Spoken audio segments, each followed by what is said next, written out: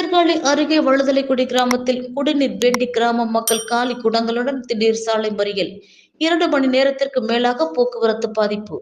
சீர்காழி அருகே வழுதலைக்குடி கிராமம் உள்ளது. இக்கிராமத்தில் 400 குடும்பங்கள் வசித்து வருகின்றனர்.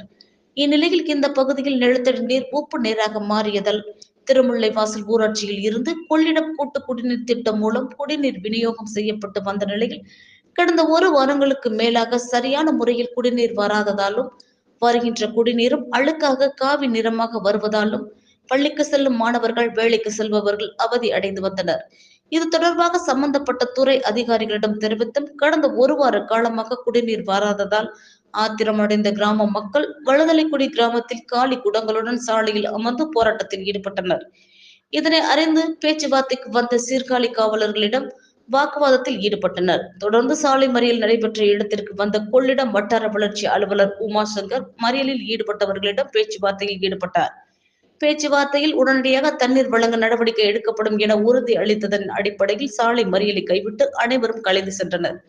சாலை மறியலால் சீர்காழி திருமுல்லைவாசல் சாலையில் சுமார் 2 மணி நேரத்திற்கு மேலாக போக்குவரத்து பாதிக்கப்பட்டது.